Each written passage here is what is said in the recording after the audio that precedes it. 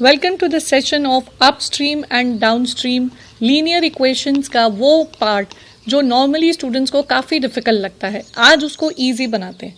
चलिए सबसे पहले तो कंसेप्ट समझते हैं, अपस्ट्रीम और डाउनस्ट्रीम का कंसेप्ट होता क्या है। इस फिगर को देखिए, अगर हम इसको देखें कि पहाड़ से निकलती हुई नदी, और यहाँ भी वही है, पहाड़ से निकलती हुई नदी को समझें, और डायरेक्शन ऑफ बोट मेरा नीचे की तरफ जा रहा है और नदी का डायरेक्शन भी नीचे की तरफ है।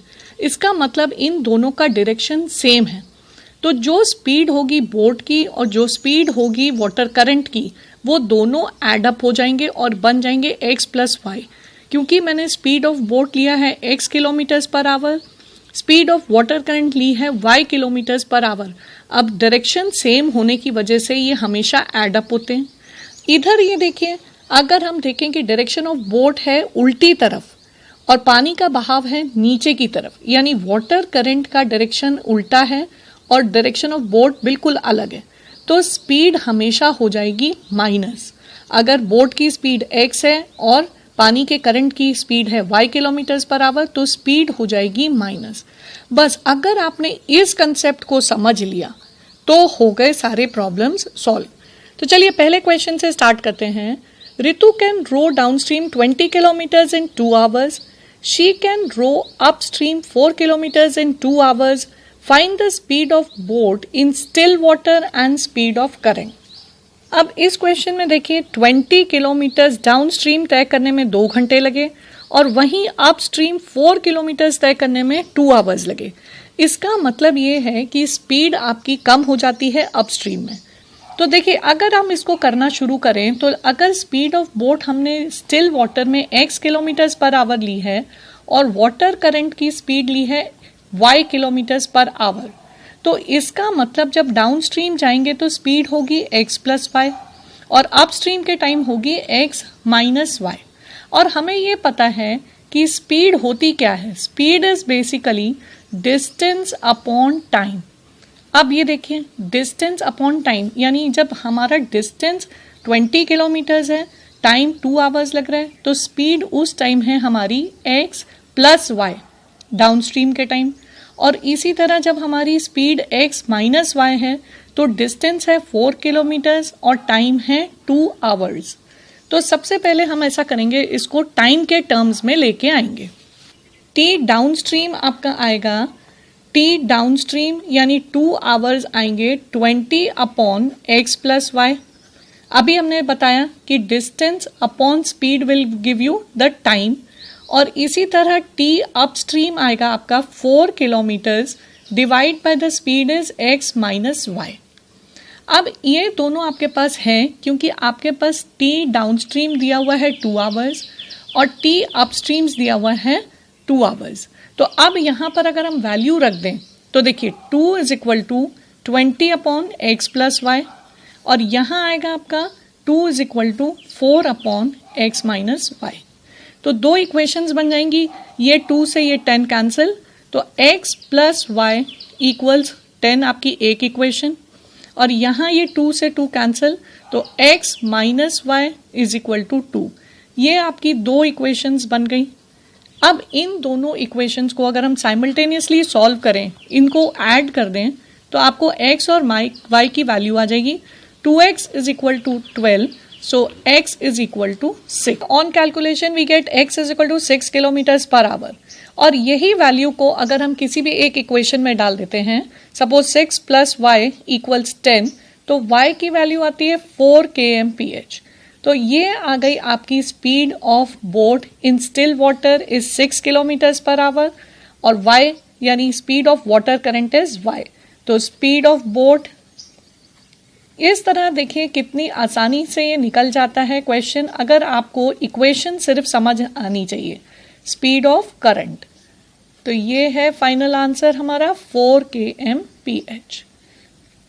चलिए एक और क्वेश्चन देखते हैं, इसमें और अच्छी तरह कंसेप्ट क्लियर होएगा आपको। इस क्वेश्चन में देखिए, a motor boat covers 16 kilometres upstream and 24 kilometres downstream in 6 hours. In the same time he covers 12 kilometres upstream and 36 kilometres downstream. Find the speed of boat in still water and speed of current. अब इस question में कुछ different दिया है, यहाँ पर आपको 16 up और 24 डाउन दोनों का इकट्ठा टाइम दिया है 6 आवर्स। तो अगर हम स्पीड ऑफ बोट हमेशा की तरह x ले लेते हैं, एक स्टैंडर्ड बना लीजिए तो आपको इजी पड़ेगा। Let speed of boat in still water be x kilometres per hour. और इसी तरह हमारी आती है speed of water current. Speed of water current ये आ गई हमारी y किलोमीटर्स पर आवर। अब जब हमारे पास 16 किलोमीटर्स अपस्ट्रीम और 24 डाउनस्ट्रीम इन 6 आवर्स, तो टाइम कैसे निकालेंगे? देखिए, time is equal to distance upon speed. हमारे पास स्पीड है अपस्ट्रीम की x माइनस वाई और डाउनस्ट्रीम की x प्लस वाई। तो अगर हम टाइम देखें, time t1 first case 6 hours वाला, तब t1 होगा 16 किलोमीटर्स का डिस्टेंस और उसकी स्पीड है x minus y plus 24 kilometres downstream और तब है स्पीड x प्लस वाई और ये t1 इक्वल्स 6 आवर्स, ये दिया हुआ है आपको। इसी तरह आपका t2 निकल जाएगा। t2 में दिया है आपको 12 अपस्ट्रीम यानी 12 distance upon speed is x minus y plus 36 kilometres downstream यानी तब स्पीड है हमारी x प्लस वाई और ये टोटल टाइम दिया है आपको, कितना दिया है? इन द सेम टाइम यानी 6 hours again.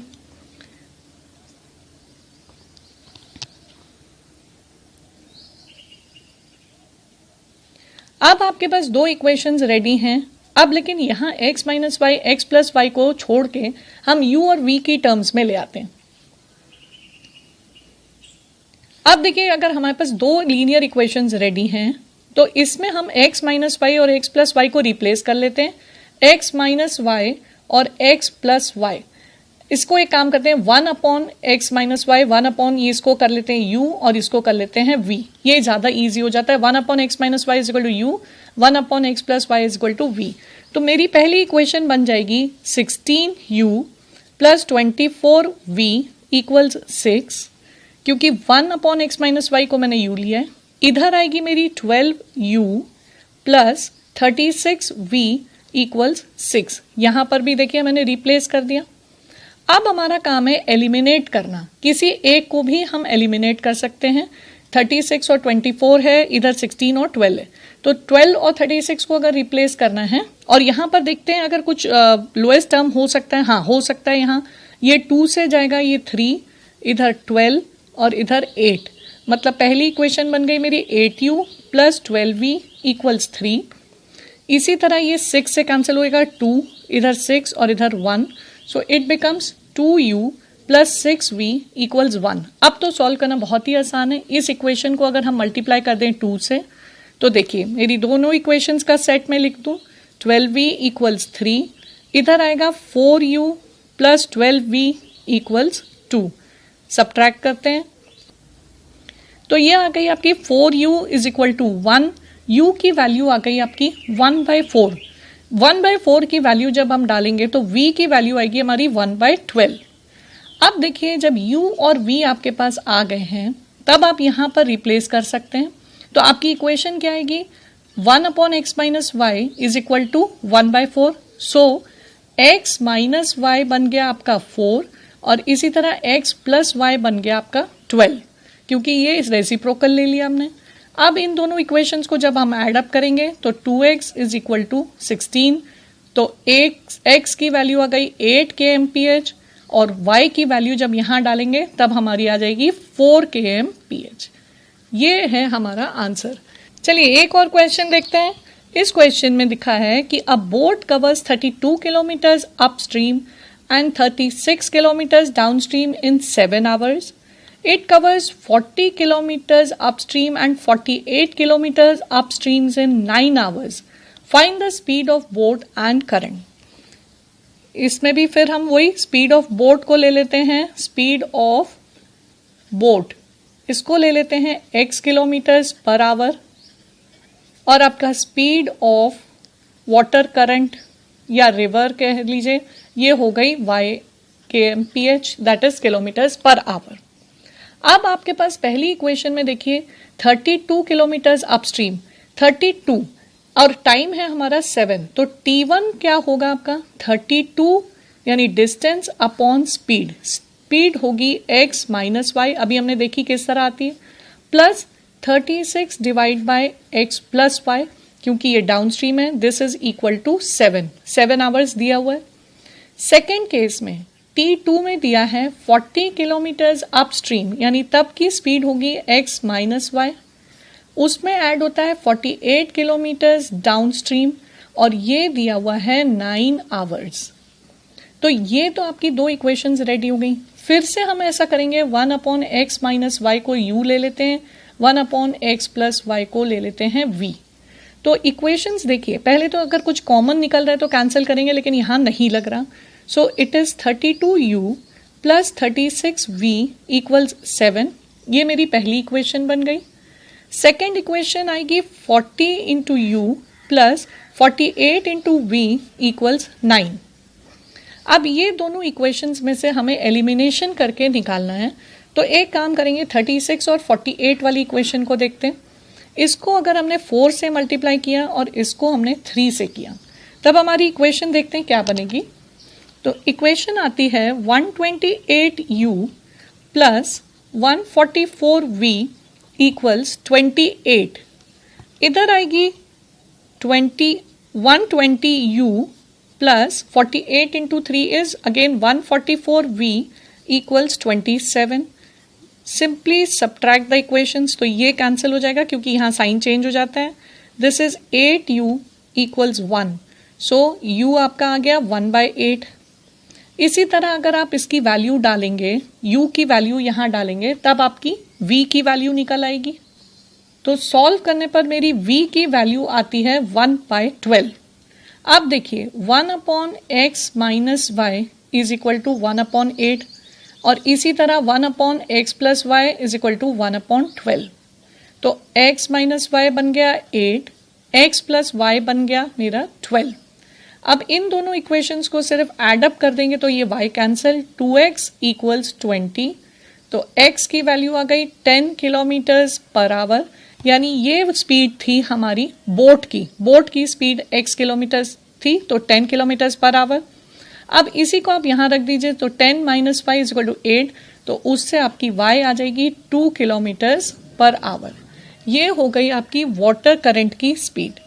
So that's all for today. Hope you liked the session. Stay tuned for more and more videos on Maths and English on Idea Infini.